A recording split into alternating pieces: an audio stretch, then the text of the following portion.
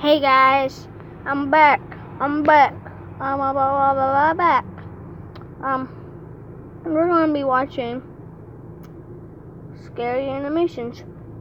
Real scary animations. I think they're real at least. I don't know. So I'm gonna have to go to. Who do I like?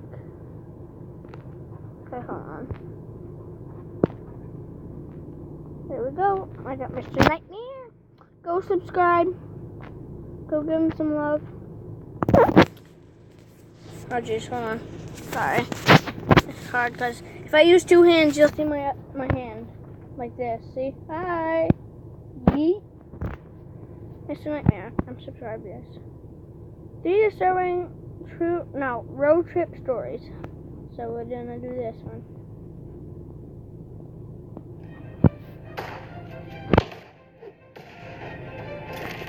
Oh yeah, make sure you go check out Mess Yourself, because he's a really good YouTuber. I got this idea from him because it seemed like a really fun. It was early June 2017. I was taking a road trip with my 9-year-old son Tom to West Virginia to visit family.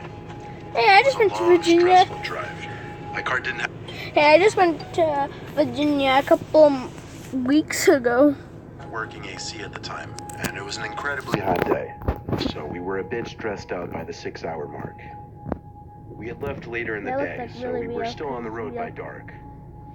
I think it was around 9 p.m. when we were still on the interstate, and Tom started complaining that he needed to use the bathroom.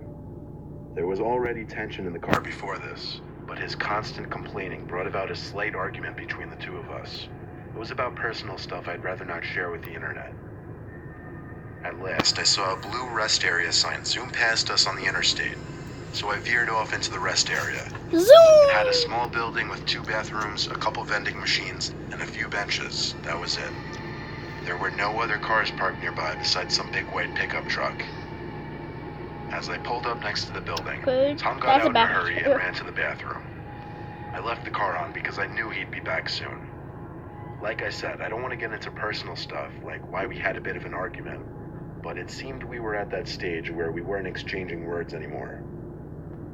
I figured the rest of the ride would be silent. About a minute later, the back door opened and then shut. I wanted to say something to Tom, but I didn't know what to say, so I just stayed quiet and drove off. I noticed that the white pickup truck parked nearby was leaving as well. In fact, he was close behind me. I veered back onto the interstate and into the left lane, and the pickup truck did the same. I stepped on it a little, and so did he. He started flashing his lights, so I switched to the right lane, thinking he was nothing but an aggressive driver. But as soon as I switched to the right, so did he. He was still flashing his lights. I pulled into the right lane and started to slow down. He sped up, still in the middle lane, and when he caught up to me, he slowed down and lowered his window.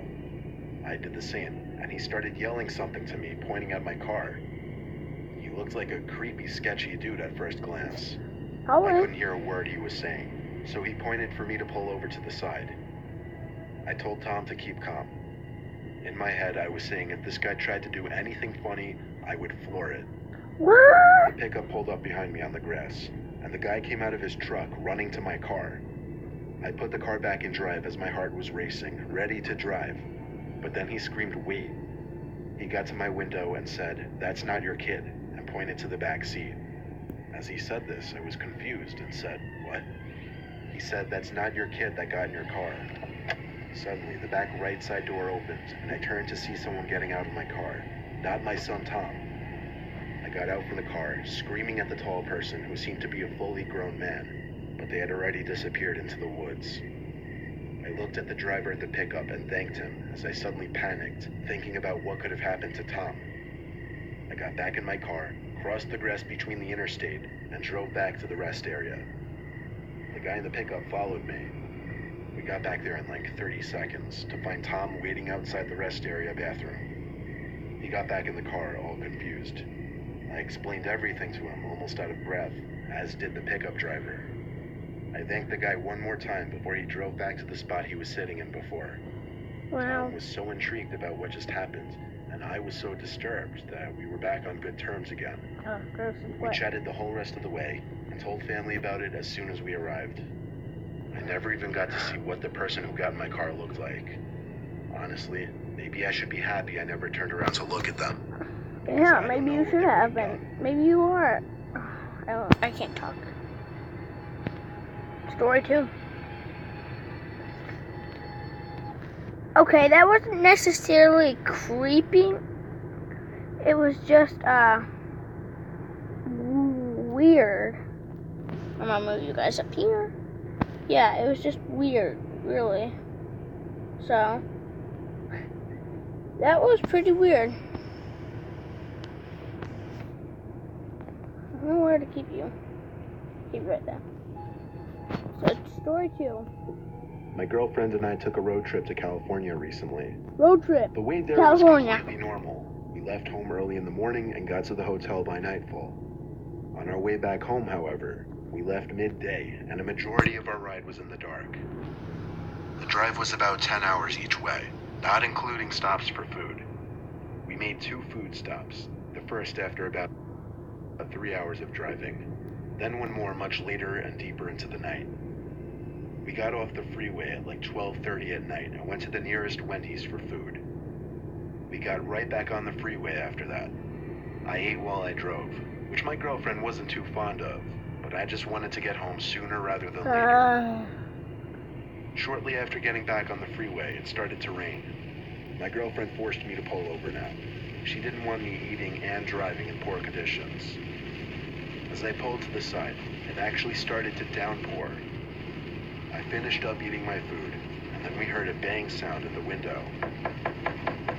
At first, I chalked it up to noises from the storm, but when I looked to my left out the window to see a figure blocking 90% of the window, along with a shriek of my girlfriend, I nearly had a heart attack. I didn't want to roll down the window given how hard it was pouring, but over the sound of the torrential rain pounding on the car, I couldn't hear what the person was saying.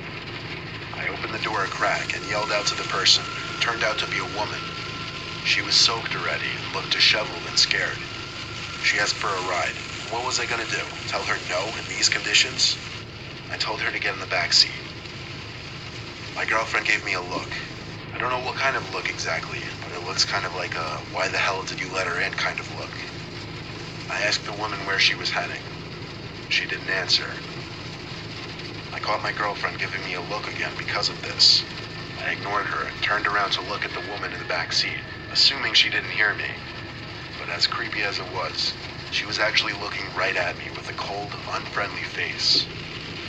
I'd say it was a neutral, blank face, but something about it was just off-putting. I repeated my question, and she just shrugged her shoulders and laughed. Yep.